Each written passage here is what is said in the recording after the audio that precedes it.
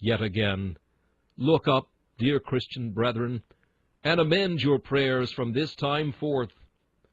Look on prayer no longer as a romantic fiction or as an arduous duty. Look at it as a real power, as a real pleasure. When philosophers discover some latent power, they seem to have a delight to put it in action. I believe there have been many great engineers who have designed and constructed some of the most wonderful of human works, not because they would be remunerative, but simply from a love of showing their own power to accomplish wonders. To show the world what skill could do and what men could accomplish, they have tempted companies into speculations that could never remunerate apparently, so far as I could see, in order that they might have an opportunity of displaying their genius. O Christian men, and shall a great engineer attempt great works and display his power, and will you, who have a mightier power than ever was wielded by any man apart from his God, will you let that be still? Nay, think of some great object. Strain the sinews of your supplication for it. Let every vein of your heart be full to the brim with the rich blood of desire, and struggle, and wrestle, and tug, and strive with God for it, using the promises, pleading the attributes, and see if God does not give you your heart's desire. I challenge you this day to exceed in prayer my Master's bounty. I throw down the gauntlet to you. Believe him to be more than he is. Open your mouth so wide that he cannot fill it. Go to him now for more faith than the promise warrants. Venture it. Risk it. Outdo the eternal if it be possible. Attempt it. Or, as I would rather put it thus, take your petitions and wants, and see if he does not honor you.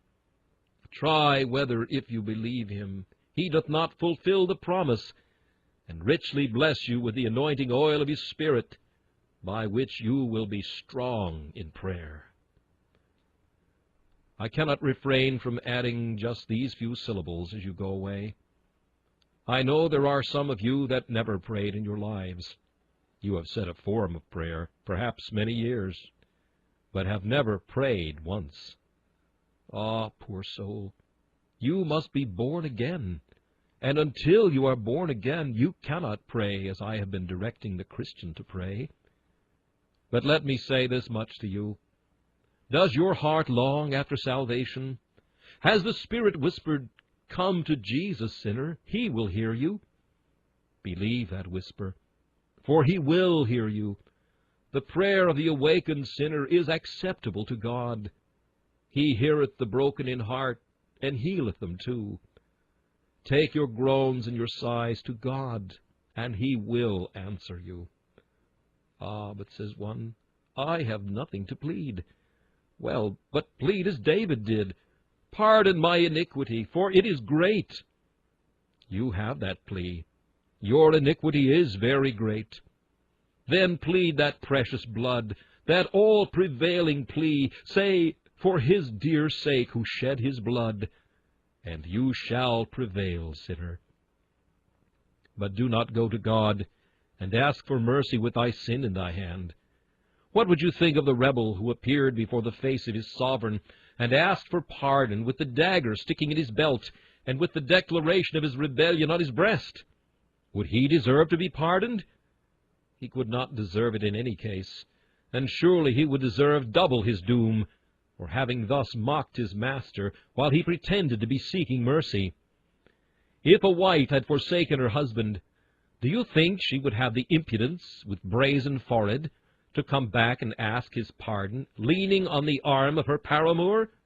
No, she could not have such impudence.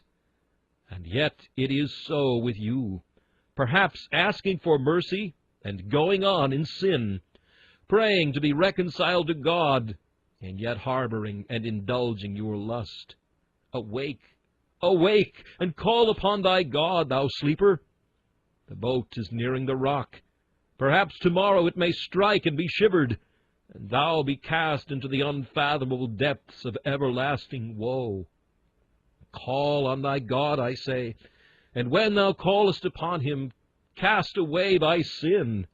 for he cannot hear thee. If thou lift up thy unholy hands, with a lie in thy right hand, a prayer is worthless on thy lip. O come unto him, say unto him, take away all iniquity, receive us graciously, love us freely.